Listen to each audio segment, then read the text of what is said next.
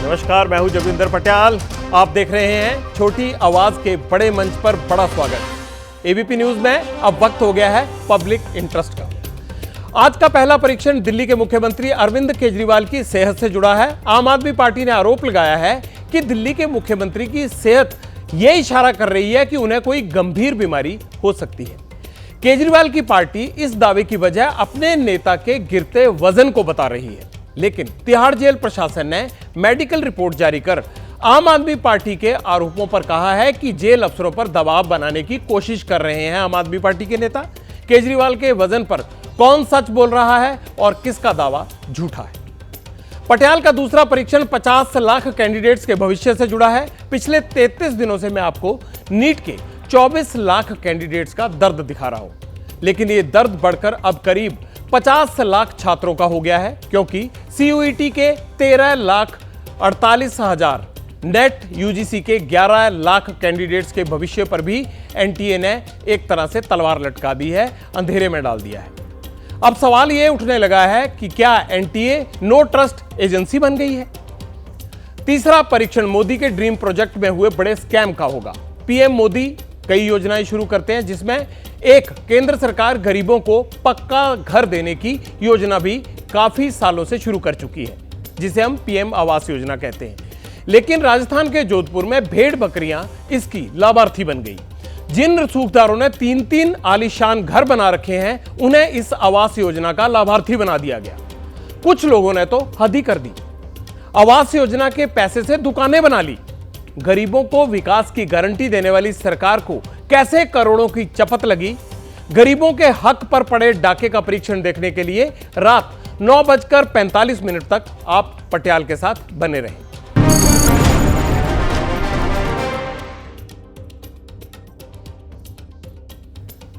Public interest में आज सबसे पहले आम आदमी पार्टी और बीजेपी के बीच हैवीवेट पॉलिटिकल लड़ाई का परीक्षण करेंगे। इसकी नई वजह है जेल में बंद दिल्ली के सीएम अरविंद केजरीवाल का वेट यानी वजन, इसकी सबसे बड़ी वजह बना है। क्या है वो वजह? क्यों वजन बढ़ रहा है या क्यों वजन घट रहा है, ये सब आपको बताएंगे। दरअसल दिल्ली शराब घोटाले के मामले में जेल जाने के बाद से अरविंद केजरीवाल की सेहत का मुद्दा किसी न किसी वजह से सुर्खियों में बना हुआ है। कभी केजरीवाल के इंसुलिन, कभी कीटोन लेवल, तो कभी ब्लड शुगर लेवल को लेकर उनकी पार्टी के नेता मोर्चा खोल देते हैं। तिहाड़ जेल में बंद केजरीवाल के वजन का मुद्दा एक बार फिर लाइमलाइट में है, और इस लाइमलाइट की वजह क्या है? क्योंकि आम आदमी पार्टी ने फिर यह आरोप लगाया है कि जेल में बंद केजरीवाल का वजन लगातार गिरता जा रहा है, जबकि तिहाड़ जेल प्रशासन वजन घटने के लिए खुद केजरीवाल को जिम्मेदार ठहरा रहा है। जेल प्रशासन ने दिल्ली के मुख्यमंत्री की डेली वेट रिपोर्ट जारी कर दी है। रिपोर्ट में यह दावा किया गया है कि केजरीवाल जानबूझकर अपना वजन घटा रहे हैं। मेडिकल रिपोर्ट पर बीजेपी यह पूछ रही है कि फिजिकल वेट को मुद्दा बनाकर क्या केजरीवाल अपना पॉलिटिकल वजन बरकरार रखने की कोशिश तो नहीं कर रहे?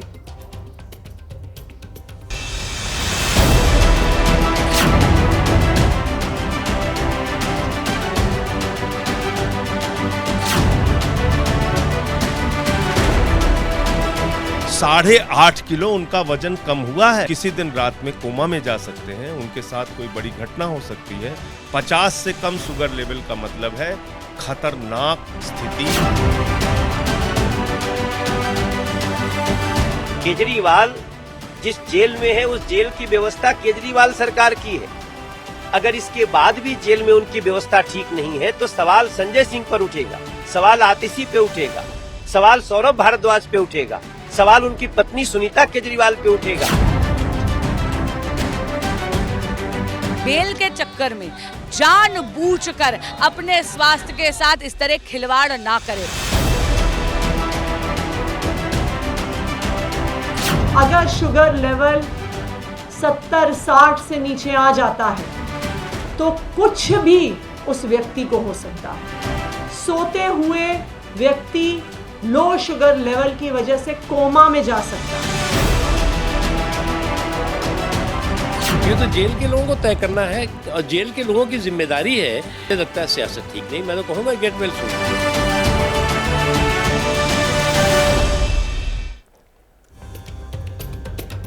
आम आदमी पार्टी पहले दिन से आरोप लगा रही है कि जेल में बंद दिल्ली के सीएम अरविंद केजरीवाल के खिलाफ साजिश हो रही है। केजरीवाल की सेहत लगातार खराब हो रही है। पार्टी इसे केजरीवाल को जेल में मारने की साजिश बता रही है। आम आदमी पार्टी का दावा है कि केजरीवाल का वजन तेजी से गिर रहा है। केजरीवाल की गिरफ्तारी के बाद से उनका वजन 8.5 किलोग्राम गिर चुका है। ऐसा 5 बार हुआ जब केजरीवाल का ब्लड शुगर लेवल 50 mg से नीचे चला गया। वजन में तेजी से गिरावट केजरीवाल को गंभीर बीमारी के संकेत हैं। उन्हें ब्रेन स्ट्रोक का खतरा है और सेहत खराब होने के कारण केजरीवाल कोमा में भी जा सकते हैं। इस तरह के दावे किए जा रहे हैं। आम आदमी पार्टी का यह भी कहना है कि दिल्ली शराब घोटाले में गिरफ्तार होने से पहले अरविंद केजरीवाल की सेहत बिल्कुल दुरुस्त थी, लेकिन तिहाड़ जेल में जाने के बाद उनका वजन रोज घट रहा है। एक शुगर के मरीज को हाई शुगर लेवल से बहुत ज्यादा खतरा लो शुगर लेवल से होता है। अगर शुगर लेवल 70-60 से नीचे आ जाता है तो कुछ भी उस व्यक्ति को हो सकता है। सोते हुए व्यक्ति लो शुगर लेवल की वजह से कोमा में जा सकता है, उनको ब्रेन स्ट्रोक हो सकता है, उनको सीजर्स हो सकते हैं, उनको परमानेंट ब्रेन डैमेज हो सकता है। अरविंद केजरीवाल जी का शुगर लेवल रात की नींद में 5 बार से ज्यादा 50 के नीचे पहुंच गया, खतरनाक लेवल्स पे पहुंच गया। जिस दिन उनको गिरफ्तार किया गया उस दिन उनका वजन था 70 किलो। आज उनका वजन है 61.5 किलो। 8.5 किलो उनका वजन कम हुआ है। दूसरी बात, 5 बार उनका शुगर लेवल 50 से कम गया है और यह घटना रात की है, जिस वक्त उनको तुरंत कोई मेडिकल इमरजेंसी होने पे दवा उपलब्ध नहीं करा जा सकती हिरासत के अंदर, जेल के अंदर। वो चिल्लाते रहेंगे, चीखते रहेंगे, कोमा में जा सकते हैं, उनकी जिंदगी के साथ कोई खिलवाड़ हो सकता है, कोई अनहोनी घटना हो सकती है। यही बात तो कह रहा हूं मैं, यही एम्स के डॉक्टरों ने कहा है। केजरीवाल के वेट लॉस के मुद्दे पर आम आदमी पार्टी के दावे तो आपने सुन लिए, लेकिन दिल्ली के सीएम के वजन को लेकर उनकी पार्टी के नेता ने जो दावे किए हैं उसे तिहाड़ जेल प्रशासन गलत बता रहा है। तिहाड़ जेल के मेडिकल बोर्ड ने कहा है कि केजरीवाल ने कोई भी इस तरह का काम अंदर नहीं किया या उनको इस तरह की कोई चीज नहीं दी गई जिससे इस पर असर पड़े। क्या कहती है मेडिकल रिपोर्ट? और वहां के अधिकारी हर रोज जेल में सीनियर डॉक्टर्स केजरीवाल की सेहत की जांच करते हैं। पहली बात, कोर्ट के आदेश के मुताबिक जांच के वक्त केजरीवाल की पत्नी मौजूद रहती हैं। ये दूसरी बात, नियमित रूप से उनके ब्लड शुगर, ब्लड प्रेशर और वजन की निगरानी होती है। ये तीसरी बात। और क्या कहता है जेल प्रशासन? जेल प्रशासन कहता है केजरीवाल दिन में 3 बार घर से आया खाना हुआ खाते हैं।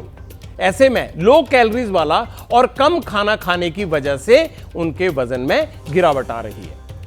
तिहाड़ जेल के सुपरडेंट ने यह भी बताया कि 1 अप्रैल को केजरीवाल पहली बार जेल में पहुंचे थे तो उनका वजन 65 किलोग्राम था। 10 मई को चुनाव प्रचार के लिए जब जमानत पर जेल से निकले तो उनका वजन 64 किलोग्राम था। 2 जून को जब सरेंडर करके वापस तिहाड़ जेल पहुंचे तो उनका वजन 63.5 किलोग्राम था। तिहाड़ जेल प्रशासन की मेडिकल रिपोर्ट के बाद बीजेपी कह रही है केजरीवाल के वेट लॉस के बहाने आम आदमी पार्टी राजनीति में केजरीवाल के गिरते वजन को बढ़ाने की कोशिश कर रही है।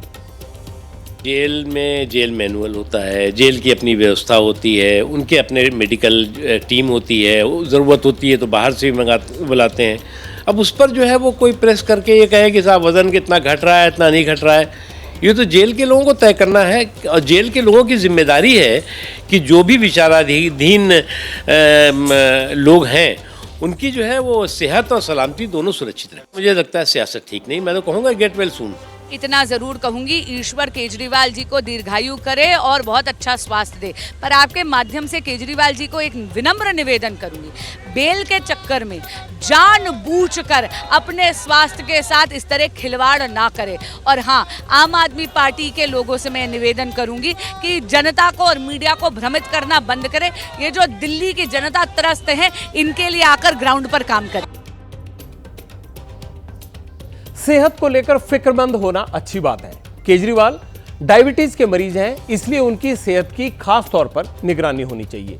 लेकिन यह पहली बार नहीं हो रहा है कि उनकी पार्टी जेल जाने के बाद केजरीवाल की सेहत में उतार चढ़ाव को मुद्दा बना रही है। केजरीवाल 21 मार्च को गिरफ्तार हुए, 1 अप्रैल को उन्हें तिहाड़ जेल भेजा गया। आम आदमी पार्टी ने तब केजरीवाल के वजन में 4.5 किलोग्राम की गिरावट का दावा किया। इसे तिहाड़ जेल प्रशासन ने गलत बताते हुए कहा था कि केजरीवाल का वजन 65 किलो है। 18 अप्रैल को ईडी ने कोर्ट में केजरीवाल पर खुद ही अपनी सेहत से खिलवाड़ करने का आरोप लगाया था ताकि मेडिकल ग्राउंड पर उन्हें जमानत मिल जाए, इसलिए ये ऐसा करते हैं, ईडी ने यह इल्जाम लगाया। ईडी का यह भी आरोप है कि केजरीवाल खाने में आम, मिठाई और आलू जैसी हाई शुगर वाली चीजें खा रहे हैं। 28 अप्रैल को केजरीवाल ने 7 किलो वजन घटाने की बात कहकर कोर्ट से 7 दिन जमानत बढ़ाने की याचिका भी लगाई थी। 1 जून को ईडी ने यह कहते हुए केजरीवाल की याचिका का विरोध किया था कि वो कोर्ट को अपनी सेहत की गलत जानकारी दे रहे हैं। 24 जून को भी आम आदमी पार्टी ने यह दावा किया था कि अरविंद केजरीवाल का वजन 8 किलोग्राम घट गया है। बीजेपी का आरोप यह है कि जेल के बाहर आने के लिए अपनी बीमारी, सेहत और वजन को केजरीवाल अपनी जमानत का आधार बनाने की कोशिश कर रहे हैं। लेकिन केजरीवाल के वेट लॉस का सच क्या है? सच क्या है यह सिर्फ मेडिकल एक्सपर्ट ही बता सकते हैं। लेकिन तिहाड़ जेल की मेडिकल रिपोर्ट सही है तो हम यही कहेंगे कि केजरीवाल को सबसे पहले अपनी सेहत का ध्यान रखना चाहिए।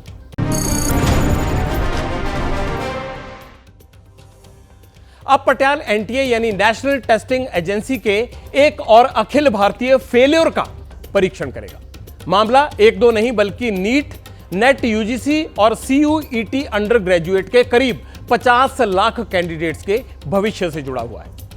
एनटीए की नाकामी के किस्से मैं आपको पिछले 33 दिनों से बता रहा हूं। नीट एग्जाम में हुई धांधली मैंने सबूतों के साथ आपके सामने रखी। मामला अब सुप्रीम कोर्ट में है। 18 जुलाई को अगली सुनवाई है। जब तक नीट का फाइनल फैसला नहीं आ जाता तब तक पटियाल छात्रों के हित का मुद्दा पब्लिक इंटरेस्ट में उठाता रहेगा। आज बात सीयूईटी यानी कॉमन यूनिवर्सिटी एंट्रेंस टेस्ट की करनी है। नीट के 24 लाख कैंडिडेट्स के भविष्य से खिलवाड़ करने के बाद एनटीए ने सीयूईटी के 13 लाख से ज्यादा कैंडिडेट्स के भविष्य को भी अंधेरे में धकेलने का काम किया है। नीट हो, एनईटी यूजीसी हो या फिर सीयूईटी अंडर ग्रेजुएट, इन एग्जाम्स की प्रक्रिया पूरी करने में एनटीए पूरी तरह से फेल हो गया है। आखिर सीयूईटी का रिजल्ट घोषित क्यों नहीं किया गया अब तक? एनटीए ऐसा क्यों नहीं कर पा रहा? क्या एनटीए को यह नहीं पता कि रिजल्ट में देरी का असर एकेडमिक सेशन पर पड़ना शुरू हो चुका है? सीयूईटी का रिजल्ट तो एनटीए समय पर घोषित कर नहीं पाया, लेकिन नीट की तरह सीयूईटी में भी री एग्जाम वाला एक नया खेल हो गया है। इसीलिए सवाल उठना लाजमी है कि क्या सीयूईटी में भी बड़े लेवल पर गड़बड़ झाला हुआ है? क्या सीयूईटी का एग्जाम भी कोर्ट कचहरी की दहलीज पर दस्तक देने वाला है? एनटीए ने 15 से 24 मई और 29 मई को देश में 379 और विदेश में 26 शहरों में 13,48,000 छात्रों का सीयूईटी यानी कॉमन यूनिवर्सिटी एंट्रेंस टेस्ट लिया था। 30 जून 2024 को रिजल्ट घोषित होना था, लेकिन एनटीए वक्त पर रिजल्ट घोषित करने में फेल रहा। पब्लिक नोटिस जारी कर एनटीए ने पहले 30 जून को और फिर 7 जुलाई से लेकर 9 जुलाई तक कैंडिडेट से एग्जाम संबंधी ऑब्जेक्शंस मांगे। ऑब्जेक्शंस की जांच पड़ताल के बाद एनटीए ने यह तय किया कि 19 जुलाई को 1000 बच्चों का री एग्जाम कराया जाए। लेकिन सबसे बड़ा सवाल यहां यह है कि सीयूईटी को री एग्जाम की आखिर जरूरत क्यों पड़ गई? री एग्जाम का कारण कैंडिडेट के ऑब्जेक्शंस हैं या फिर सीयूईटी की नकल और पेपर लीक की भेंट वाला कोई नया मामला सामने आ गया है? दरअसल कुछ मीडिया रिपोर्ट्स में यह दावा किया जा रहा है कि सीयूईटी के जिन 1000 कैंडिडेट्स को री एग्जाम देना होगा उनमें से 250 कैंडिडेट्स का सेंटर झारखंड के हजारीबाग के ओएसएस स्कूल में था। अब आप पूरी कहानी को कनेक्ट कर सकते हैं। हजारीबाग का ओएसएस स्कूल वही एग्जाम सेंटर है जहां से नीट का पेपर लीक होने का दावा हुआ था। ओएसएस स्कूल का प्रिंसिपल एहसानुल हक सीबीआई की गिरफ्त में है। सीबीआई नीट पेपर लीक की परतें ओएसएस स्कूल से खोल रही है, वहां के स्टाफ से पूछताछ चल रही है, उनकी स्कैनिंग हो रही है। सीयूईटी री एग्जाम वाले 1000 से 250 स्टूडेंट अगर वाकई ओएसएस स्कूल के हैं तो लीकेज वाले इस दौर में सीयूईटी का संदेह और भी बढ़ जाता है। यानी आपके इस पेपर में भी कहीं गड़बड़ तो नहीं हुई है? सूत्रों के मुताबिक जिन 1000 कैंडिडेट्स का री एग्जाम होना है, ये कैंडिडेट्स 6 राज्यों के हैं। इनमें कुछ कैंडिडेट्स ने गलत क्वेश्चन पेपर मिलने की वजह से टाइम लॉस की शिकायत भी की थी। नीट, नेट यूजीसी और सीयूईटी अंडर ग्रेजुएट एग्जाम में विवाद के बाद एनटीए क्या नो ट्रस्ट एजेंसी बनकर रह गई है? सीयूईटी री एग्जाम से इस साल के एकेडमिक सेशन पर कितना असर पड़ेगा? सीयूईटी का रिजल्ट डिले होने से बच्चों की पढ़ाई कितनी प्रभावित होगी? क्या रिजल्ट में देरी से प्राइवेट कॉलेजेस का धंधा बढ़ता है? इन सवालों का जवाब जानने के लिए मैंने एनसीईआरटी के पूर्व चेयरमैन जेएस राजपूत साहब से बात की। आप भी सुनिए। जो तकलीफ युवाओं को हुई है, जो उनके परिवारों को हुई है, उसका सारा उत्तरदायित्व तो केवल सरकारों पर नहीं, वो समाज पर भी है, अध्यापकों पर भी है और व्यवस्था पर भी है। इसलिए यह आवश्यक है कि इस पूरी समस्या पर सभी पक्ष विचार करें और ये देखें कि मूल्यांकन की पद्धतियां हम क्यों अच्छे ढंग से विकसित नहीं कर पाए, हम संस्थाओं की कार्य संस्कृति क्यों विकसित नहीं कर पाए, हम केंद्रीय स्तर पर जो लोग व्यवस्था के लिए जिम्मेदार बनाए गए उनमें कमी कैसे रह गई। जी के डिले से ही वो व्यापार नहीं बढ़ रहा है, वो व्यापार तो लगातार पिछले वर्षों से बढ़ा है और हमारे राजनेताओं में उसमें खूब भागीदारी की है। आप अगर पता करें कि कितने स्कूल, कितने विश्वविद्यालय केवल राजनेताओं के द्वारा चलाए जाते हैं, तो उसका समाधान वहां निकलेगा। सीयूटी से वो कोई समस्या नहीं बन रही वहां पर। एनटीए के पास बड़ा सिस्टम है, हजारों कर्मचारी हैं, फिर भी किसी एग्जाम का पेपर लीक हो रहा है या फिर एजेंसी किसी एग्जाम का रिजल्ट वक्त पर घोषित नहीं कर पा रही। एनटीए के कामकाज की समीक्षा के लिए केंद्र सरकार ने कमेटी बना दी है। 2-3 महीने में कमेटी की रिपोर्ट आ जाएगी, लेकिन तब तक कितने एग्जाम कंप्रोमाइज होंगे और कितनी कितनी देर के लिए, ये ना तो एनटीए जानता है और ना ही कमेटी। 12वीं के बाद देश के 46 सेंट्रल यूनिवर्सिटीज के एजुकेशन प्रोग्राम के एडमिशन लेने के लिए स्टूडेंट्स को सीयूईटी एग्जाम देने होते हैं। इसमें दिल्ली यूनिवर्सिटी और जवाहरलाल यूनिवर्सिटी स्टूडेंट्स के लिए हमेशा प्राथमिकता रहती है। रिजल्ट्स में देरी की वजह से दिल्ली यूनिवर्सिटी का सेशन लेट हो गया है। जो सेशन पहले 1 अगस्त से शुरू होना था, उसकी तारीख अब बढ़ाकर 16 अगस्त कर दी गई है। यह असर सिर्फ दिल्ली यूनिवर्सिटी पर ही नहीं पड़ा है, बाकी सेंट्रल यूनिवर्सिटीज का सेशन भी लेट हो चुका है। लेकिन इस बीच प्राइवेट कॉलेजेस वालों का धंधा चमक रहा है, क्योंकि जिन छात्रों का भरोसा एनटीए से पूरी तरह उठ गया है, उन्होंने प्राइवेट यूनिवर्सिटीज और कॉलेजेस की तरफ अपना रुख करना शुरू कर दिया है। बच्चों को डर यह है कि कहीं एनटीए की लेट लतीफी की वजह से उनका सालीना खराब हो जाए, तो जहां मौका लगता है उनको वो वहां एडमिशन ले रहे हैं। एनटीए पर लगे धांधली के आरोपों के बाद से कांग्रेस आक्रामक है। कांग्रेस ने अब एनआरए यानी नेशनल रिक्रूटमेंट एजेंसी को मुद्दा बनाकर आगे पेश किया है। कांग्रेस अध्यक्ष मल्लिकार्जुन खड़गे ने पीएम मोदी पर निशाना साधते हुए पूछा, एनआरए ने पिछले 4 सालों से एक भी परीक्षा क्यों नहीं करवाई? एनआरए को 1517.57 करोड़ रुपए फंड मुहैया कराने के बावजूद क्यों 4 सालों में केवल 58 करोड़ ही खर्च करने का मौका मिला, या उन्होंने क्यों 58 करोड़ ही खर्च किया? एनआरए सरकारी नौकरियों की भर्ती के लिए बनी हुई संस्था है। क्या जानबूझकर एनआरए को निष्क्रिय रखा गया ताकि एससी, एसटी, ओबीसी और ईडब्ल्यूएस युवाओं से उनके आरक्षण का हक छीना जा सके? एनटीए से धांधली, पेपर लीक और घोटाला कराया गया, जबकि एनआरए से परीक्षा ही नहीं करवाई गई। यह कांग्रेस ने सवाल खड़ा किया। मध्य प्रदेश की राजधानी भोपाल में कांग्रेस ने आज नीट धांधली और नर्सिंग घोटाले के मुद्दे पर जमकर प्रोटेस्ट किया। प्रोटेस्ट के दौरान एनएसयूआई कार्यकर्ताओं ने सीएम आवास को घेरने की कोशिश की, तो पुलिस ने वाटर कैनन का इस्तेमाल कर उन्हें वहां से खदेड़ दिया। पुलिस ने आंसू गैस के गोले छोड़े। इस दौरान कई प्रदर्शनकारियों को हिरासत में भी लिया गया।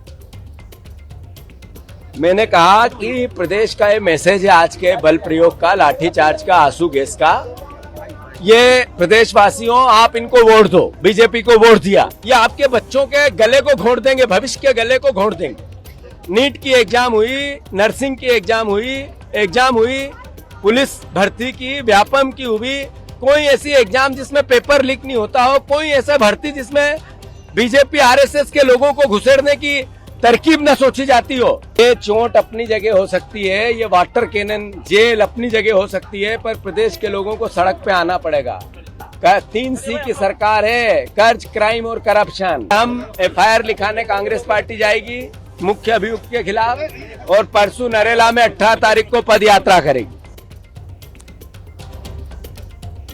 ना तो CUET का रिजल्ट आ रहा है और ना ही नीट पर फाइनल फैसला। सुप्रीम कोर्ट ने आज NTA की तरफ से दायर नीट अंडर ग्रेजुएट संबंधी जितनी भी याचिकाएं थी उन पर नोटिस जारी किया है और यह नोटिस राजस्थान हाईकोर्ट में लंबित याचिकाओं को लेकर जारी किया गया। NTA ने याचिका दाखिल कर राजस्थान हाईकोर्ट में लंबित याचिकाओं को सुप्रीम कोर्ट में ट्रांसफर करने की मांग की थी। सुप्रीम कोर्ट में आगे की सुनवाई अब राजस्थान हाईकोर्ट में लंबित याचिकाओं के साथ ही होगी।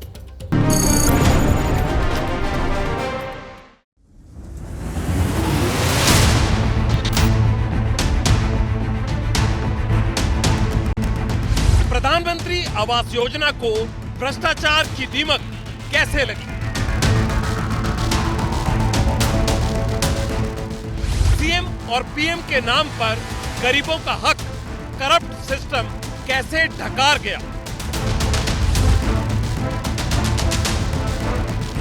पीएम आवास योजना का लाभ कितने करोड़पतियों को मिला?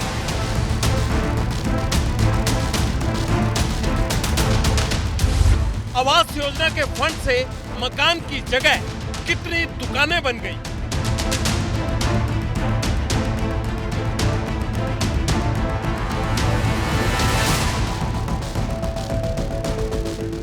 गरीबों के घर पर भेड़ बकरियों के पक्के आशियाने। भ्रष्टाचार के 253 आवास।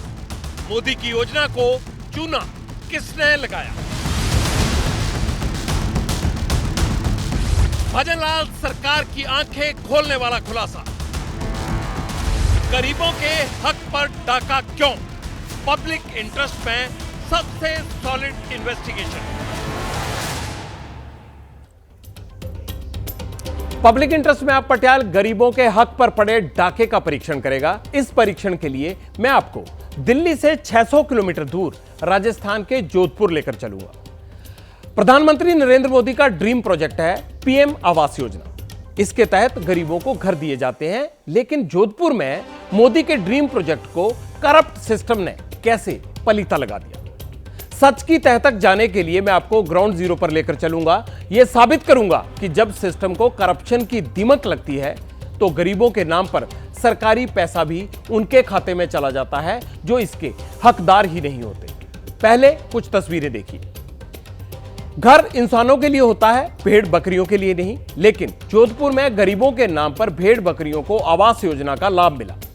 पैसे वालों को आवास योजना का पात्र बनाया गया।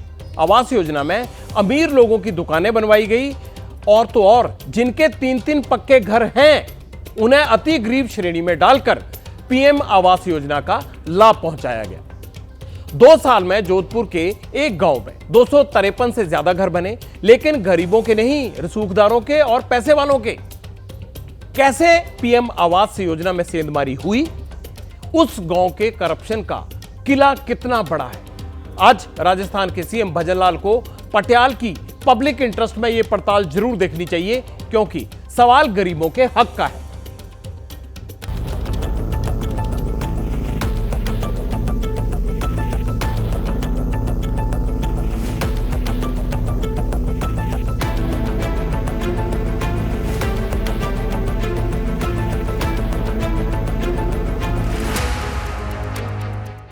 राजस्थान की राजधानी जयपुर से 350 किलोमीटर दूर ये जोधपुर का आगोलोई गांव है।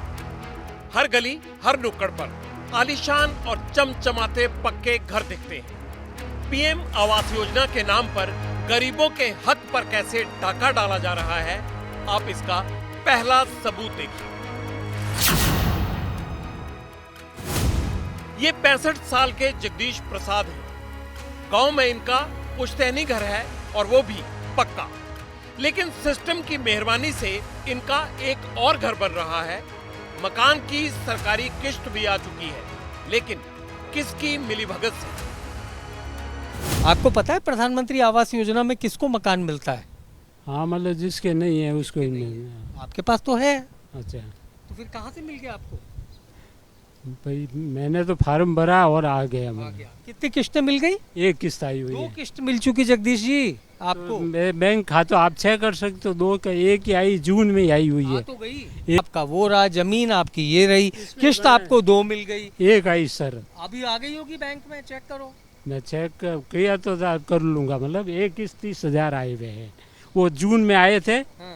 जब मैंने एक किस्त ला के फिर ये माल। आप क्या करोगे, रखोगे, लौटाओगे उस किस्त को? आप जो उचित समझो जो मैं कर लूँगा। भाई चोरी का पैसा रखोगे, गरीब का, दूसरे का? नहीं मैं रखूँ कहाँ, मेरे को क्या लाभ लौटा दूंगा जी। सच सामने आया तो जगदीश गिड़गिड़ाने लगे, दावे करने लगे कि गलती हो गई, सरकार का पैसा लौटा देंगे। ये तो भ्रष्टाचार का ट्रेलर था, पिक्चर अभी बाकी है। करप्शन की जड़ें तलाशते हम थोड़ा आगे बढ़े तो एक कड़ी और मिली। भंवरी देवी से मिली। पति के बनाए पक्के मकान में रहती हैं, लेकिन पीएम आवास योजना में भी इनका पक्का घर बन रहा है। जब इनके पास पक्का मकान है तो फिर पीएम आवास योजना का लाभ इन्हें कैसे मिल सकता है? तो कितनी किस्त मिली? एक किस्त मिली। एक? हाँ। इस मकान की? मकान वो तो उसकी तो हो गई, वो तो। अच्छा ये और है, ये किसके नाम है? ये हमारा छोटा पवन है उन्हें। अच्छा दूसरे बेटे के नाम पर है, तो उसको कितनी किस्त मिली? एक किस्त मिली। पर जब आपका ये मकान है तो फिर क्यों ले रहे हो? नहीं तो मेरा तो अलग है, मैं तो अलग हूँ ना। बेटे रो है, एक रुपये पवन रो है। वो तो हो गया, ये वाला मकान किसको दोगे? वो मरे आपको। भंवरी देवी और उसके बेटे ने जो भी कहा वो सफेद झूठ है। ABP news reporter Manish Sharma के हाथ पक्के सबूत थे। सबूत देखते ही इस परिवार की हवाइयां कैसे उड़ी, जरा आप भी देखिए। अरे झूठ बोल पे झूठ बोल। आपने मुझे अभी, मैंने आपसे बात की तो आपने क्या कहा कि ये मकान आपका है, आपके पति ने बनाया। मैंने आपसे पूछा वो दूसरा मकान किसका है, तो आपने किसका नाम लिया? पवन कौन है? और इस पे क्या लिखा है? ये मकान किसके नाम है? नौ तुम्हारे हो, भंवरी नौ रोए। जिसके पास मकान है भंवरी जी, आपके पति का मकान, आपके सिर पे छत है, आपने सरकार को फिर फॉर्म भरा और झूठ बोला, एक मकान अलॉट कराया। ये आप ही का नाम है, तुम पढ़ो नरपत किसका नाम है? भंवरी देवी ने कुछ देर पहले साफ तौर पर कबूल किया कि दूसरा मकान उनके बेटे पवन के नाम पर है, लेकिन ये वो सूची है जिसमें ये साफ तौर पर जाहिर है कि खुद भंवरी देवी के नाम पर ये मकान है, जबकि जिस मकान में वो खड़ी है वो भी उनका मकान है। आगलोई के जरिए ये बात बिल्कुल साबित होती है कि इसकी भ्रष्टाचार की जड़ें किस कदर गहरी है कि प्रधानमंत्री आवास योजना को भी नहीं बख्शा जाता। पीएम आवास योजना के तहत 2 साल के अंदर जोधपुर की ग्राम पंचायत आगलोई में 253 घर बने, लेकिन गरीबों की जगह पैसे वालों को इसका लाभ मिला। इसका एक और सबूत आपको दिखाते हैं।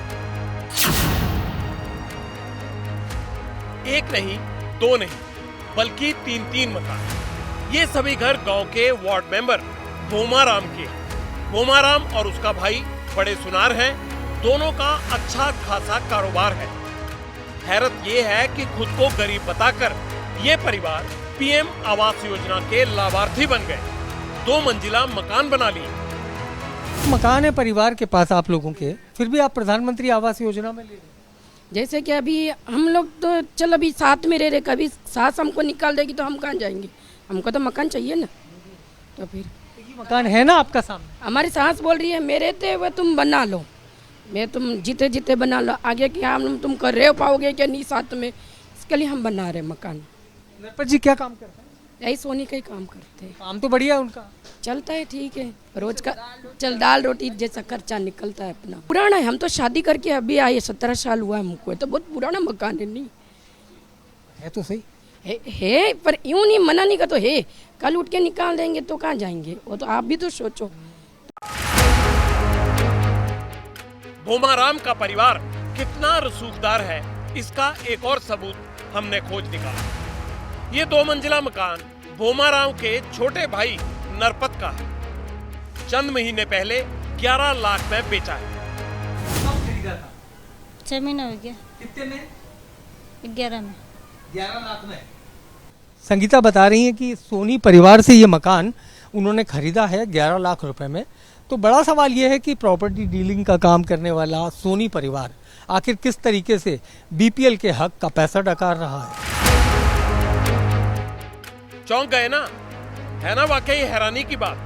पीएम आवास योजना का लाभार्थी लखपति है, लाखों के मकान बनाकर बेच रहा है। जैसे ही परिवार की पोल खुली, वार्ड मेंबर साहब खुद सफाई देने के लिए प्रकट हुए, लेकिन झूठ को सच साबित नहीं कर पाए।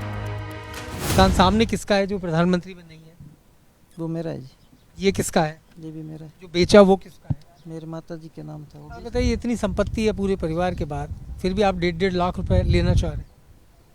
लेना हम नहीं चाह रहे सर। ये तो मेरे भाई ने फॉर्म भरा था विकलांग के हिसाब से, उसको पैसे मिले, हमें तो जरूरत थी नहीं। वो अलग है, वो कि मैं मेरा फॉर्म भर रहा हूँ, उसको पैसे। मुझे सारे मामलों की जांच होगी। बिल्कुल हो रहा। किसकी मिली भगत है? सरपंच और आप लोग मिले भगत हैं? नहीं सर, मेरे कोई मिली भगत है ही नहीं। थोड़ा सा अफसोस होता होगा कभी कि गरीबों का पैसा आप लूट रहे हैं? हम नहीं लूटे, सरकार आप ही ऐसे ही है सर, बिल्कुल जांच करके नहीं दे रही है, ये बात है। जांच पड़ताल नहीं हो रही ना? नहीं हो रही है जांच। वार्ड मेंबर भूमाराम के पास हमारे सवालों का जवाब नहीं था। हाँ, उनकी चुप्पी बता रही थी कि गांव में भ्रष्टाचार की रेवड़ियां दोनों हाथ से बंटी हैं। भ्रष्टाचार का सच खंगालने हम और आगे बढ़े तो हमारी मुलाकात प्रमोद से हुई। 2 मंजिला मकान के मालिक हैं और सरकारी योजना के डबल लाभार्थी। मकान का पहला तल्ला सीएम आवास योजना के तहत बना है और दूसरी मंजिल पीएम आवास योजना के तहत। सुनिए ये कारनामा इन्होंने कैसे कर दिखाया। पहले माँ के नाम आपको पैसा मिलता है, फिर आपके नाम मिल जाता है। तो अलग है ना हम सर। क्या अलग है? क्यों, राशन कार्ड वगैरह सब अलग है, हमारा जनाधार अलग है, सब चीज़ अलग है। तो जाएंगे कहाँ से हम? हमारे पास जमीन नहीं है, हम कहाँ जाएंगे? पहले तो ये बताओ, आप ही बताओ, समझदार हो। ये हम जाने वाले कहाँ हैं? कोई ज़मीन हो या कोई दिलवाने वाला है कि ये ज़मीन ले लो वहाँ बना दो, वो तो है नहीं कि हम नौकरी वाले हैं जो बना देंगे कहीं लेके पैसे। क्या करते हो? मैं तो मजदूरी, ये कलर का काम करता हूँ। हैरानी होती है सिस्टम की अंधेरगर्दी पर। कोई देखने वाला नहीं, कोई पूछने वाला नहीं। गरीबों के हक पर डाका किसकी मिलीभगत से डाला जा रहा है? सवाल की पड़ताल के दौरान हमारी मुलाकात पारस जैन से हुई। ये गांव के पूर्व सरपंच हैं। आवास योजना में धांधली का क्या सच जानते हैं, इनके मुंह से सुनिए। इतनी प्रॉपर्टी है फिर भी प्रधानमंत्री आवास योजना का? अब ये तो साहब सरपंच की मेहरबानी है। भ्रष्टाचार में कितने गरीबों का हक मारा गया, कहां मकान की जगह दुकान बनी, इसकी पड़ताल अभी बाकी है। पीएम आवास योजना में लाभार्थी के लिए नियम कड़े हैं। योजना का लाभ उन्हीं परिवारों को मिलता है जो गरीब हों और भारत में कहीं भी उनके पास पक्का मकान ना हो। जोधपुर में ऐसे लोगों को घर बना जो बड़े बिजनेसमैन हैं, उनको कैसे फायदा दिया जा रहा है? कई तो ऐसे भी हैं जिन्होंने अर्जी तो घर बनाने की दी थी लेकिन बना दुकानें ली। ये सब कैसे हुआ? किसकी मिलीभगत से हुआ? और क्या सिस्टम को ये सब पता है?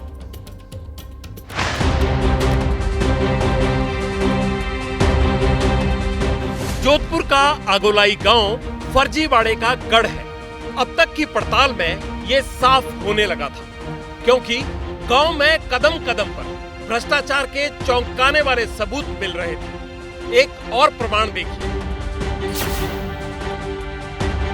ये बकरियों का बाड़ा है। इसके मालिक विजय कुमार से मिली। विजय का पक्का घर है, लेकिन भेड़ बकरियों का बाड़ा दिखाकर ये भी सरकारी योजना के लाभार्थी बन गए। मकान की किस्त भी इनके अकाउंट में आ चुकी है। इनकी चोरी पकड़ी ना जाए इसलिए मकान बनाने की औपचारिकता पूरी कर रहे हैं, वो भी भेड़ बकरियों के बाड़े के ऊपर। देख रहे हैं ये बाड़ा, इस जगह के लिए जियो टैगिंग होती है। सामने बना हुआ पक्का मकान जिसके मालिक विजय कुमार और उनके भाई। लेकिन जब मामला बिगड़ता देखा तो हाथों हाथ कुछ कंस्ट्रक्शन का काम शुरू करवा दिया, ये दिखाने के लिए कि यहाँ पर मकान बन रहा है, तो 4 हिस्सों में आपका हिस्सा है ना? मेरा ये है ना, नहीं है ना आपका, तो फिर इस मकान की कहाँ जरूरत पड़ी? तो अभी ये बनेगा तभी जरूरत, भाई यहाँ रहता तो जरूरत तो पड़ेगी नहीं यहाँ सर। तो जगह ही गलत बताई। कौन सी? भाई पहले रहते थे यहाँ पर, तो अभी एक इकट्ठे बना रहे हैं, इसके हिसाब से नक्शे जगह भाई यहाँ पर बनवा दूं तो यहाँ बनाया था। इस अंधेरगर्दी का अंत नहीं है। भेड़ बकरियों के लिए पक्का मकान और हकदार के लिए ठेंगा। अब इनसे मिलिए, ये हैं प्रेमराज। प्रेमराज का घर है। पीएम आवास योजना में मकान बन जाए, इसके लिए दफ्तरों के चक्कर काट रहे हैं। जूते घिस गए लेकिन घर नहीं बना। भ्रष्टाचार का पैमाना देखिए। ये घर की जंग लड़ रहे हैं और हक की किश्त कोई और खा रहा है। पैसा आ गया ना आपका? तो नहीं आया, एक भी नहीं आया अभी। और मैसेज आ रहे, बोले दूसरी किस्त उठा लो। अभी पहले का ही पता ही नहीं है। पता किया आपने? किया, मैं पंचायत 3 बार जाके आया। बोले गया जिला परिषद में आ जाएगी, 2 दिन से आएगी, 4 दिन से आएगी, ऐसे 1.5 साल हो गए। एक भी पैसा नहीं मिला? पैसा नहीं मिला। मकान कैसे बना? फिर किराए लेके आया ना, मैं किसी से पैसे मांग के लाया। फिर वो चतुर्मास लगेगा, मेरे को यहाँ उद्घाटन करना था, फिर उधर से लाके ही किया मैं तो। गांव की इस सड़क के किनारे ताजा निर्माण हुआ है। चंद घंटे पहले तक यहाँ मकान नहीं, 3 दुकानें थी। इनसे मिलिए, ये टीकम चंद है। पीएम आवास योजना के लाभार्थी हैं। मकान के पैसे से दुकान बनाने का कारनामा इन्हीं की देन है। ये हेराफेरी कैसे पकड़ी गई, लगे हाथ ये भी जान लीजिए। टॉयलेट का नामो निशान नहीं है, रसोई का नामो निशान नहीं है। 3 ये साफ दिख रहा है, ये बीम पहले डली है, बाद में ये ईंटों की पर्दी लगाई गई है। इसमें कोई चौखट वौखट लगी हुई नहीं है। दरवाजे बाद में बने हैं, केवल आपने ये एक आधार रख दिया है। टीकम जी मान लीजिए बेईमानी की थी, मान लीजिए बेईमानी की थी। सिटी के अंदर ऐसे ही बनते हैं ना साहब। प्रधानमंत्री आवास योजना में इतना बड़ा हॉल नहीं बनता। देखो किस्त आएगी जब उस हिसाब से काम होगा ना सब। टीकम जी ये 3 दुकानें हैं। दुकानें नहीं आप साहब। अब घेवरचंद से मिलिए। ये भी पक्के मकान के मालिक हैं। घर में किसी चीज की कमी नहीं, पैसा है, इज्जत है और गांव में शोहरत भी कोई कम नहीं।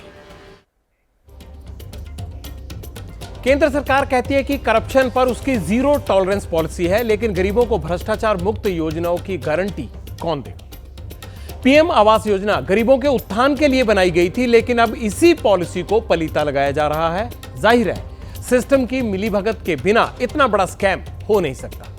पटियाल की अपील है कि सरकार को इस मामले की तह तक जाना चाहिए। जो लोग गरीबों का हक निगल गए, उन्हें उनके किए की सजा मिलनी चाहिए। पब्लिक इंटरेस्ट में पटियाल इस खबर को फॉलो करता रहेगा।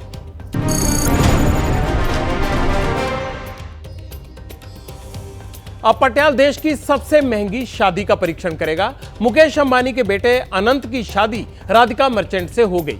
शादी जितनी धूमधाम से हुई, उससे कहीं तगड़ा रिसेप्शन हुआ। दुनिया के टॉप बिलियनियर फैमिलीज की यह शादी अपने इंटरनेशनल और सेलिब्रिटीज मेहमानों की वजह से सुर्खियां बटोर रही है। शादी में आए मेहमानों और अंबानी परिवार की ओर से कंपनी के लाखों एम्प्लॉइज को भेजे गए गिफ्ट भी चर्चा में हैं। अब पटियाल आपको इस शादी का बजट बताएगा।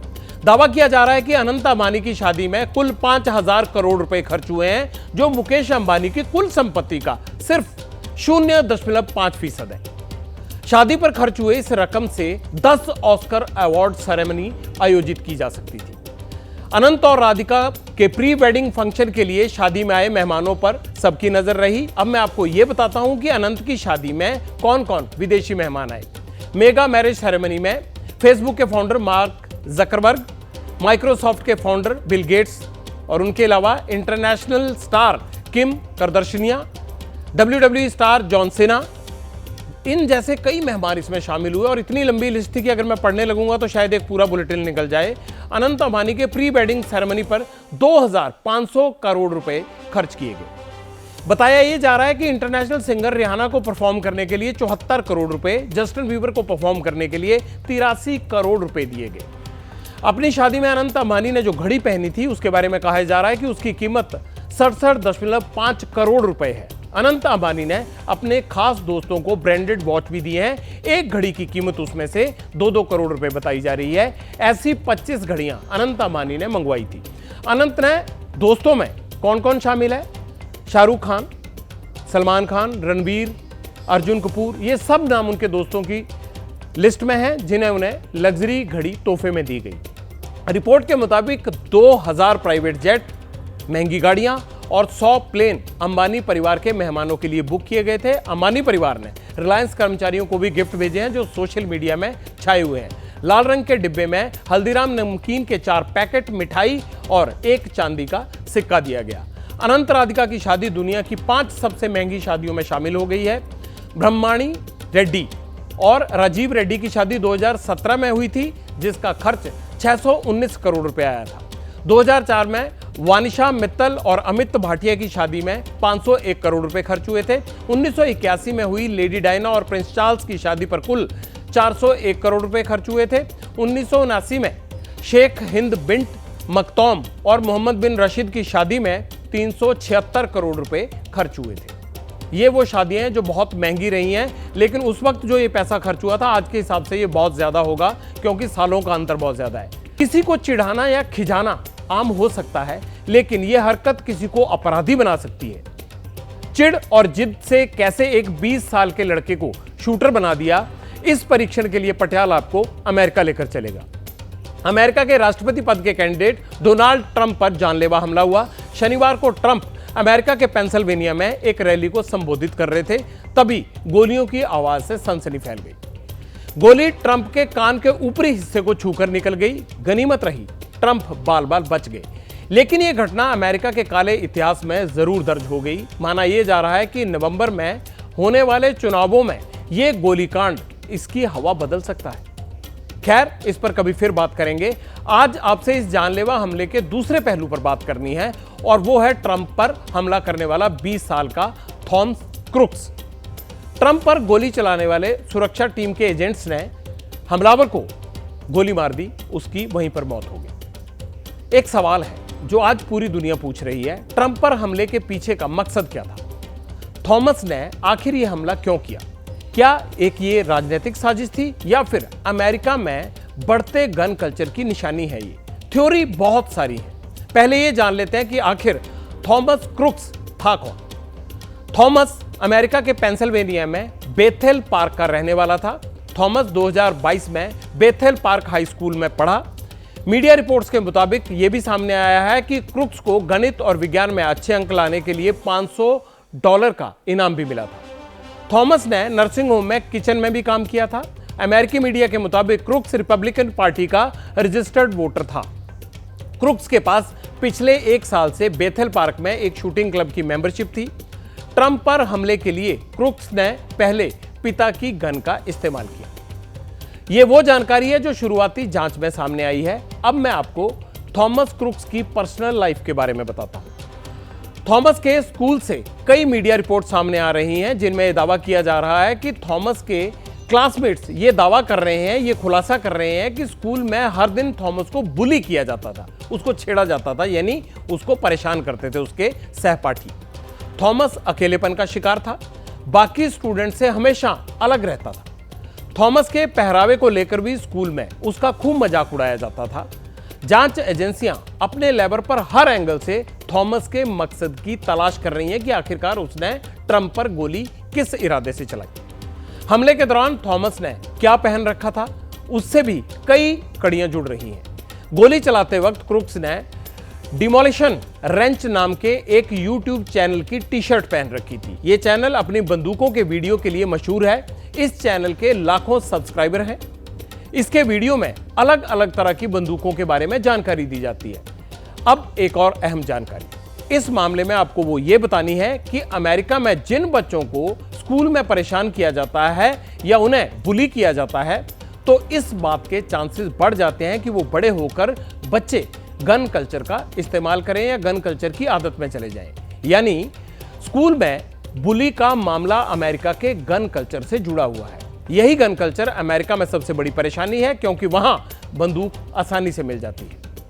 अमेरिका गन कल्चर को लेकर कुछ अहम आंकड़े आप जान लीजिए। अमेरिका में 10 में से 4 युवाओं के घर में बंदूक आपको मिल जाएगी। 32% अमेरिकी यूथ के पास खुद की बंदूक है। 61% अमेरिकी नागरिकों को यह लगता है कि यहां कानूनी तौर पर बंदूक लेना बेहद आसान है। अमेरिका में हर साल औसत 44,000 से ज्यादा लोगों की मौत बंदूक के चलते ही होती है। आप कड़ियों को जोड़ने की कोशिश कीजिए। थॉमस को बचपन से परेशान किया गया।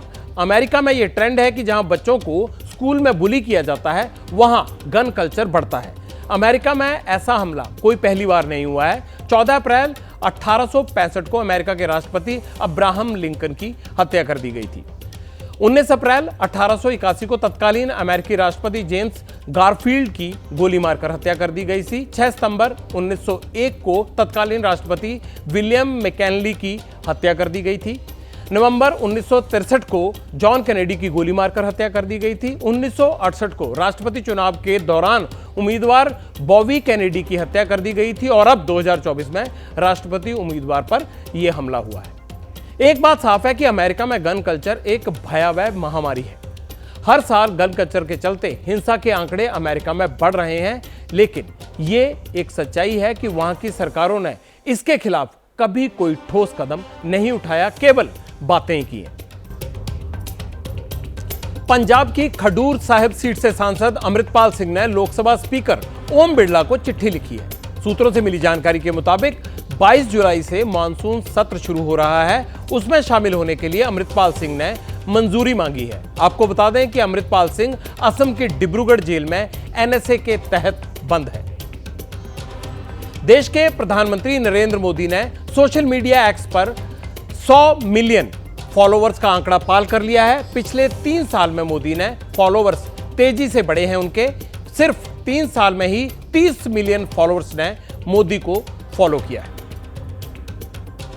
मोहल्ला क्लिनिक के बाद दिल्ली सरकार ने अब मोहल्ला बसों की शुरुआत की है। दिल्ली के ट्रांसपोर्ट मिनिस्टर ने आज इन बसों को हरी झंडी दिखाई। 7 दिन के ट्रायल के बाद पब्लिक के लिए इन बसों की सेवा शुरू की जाएगी।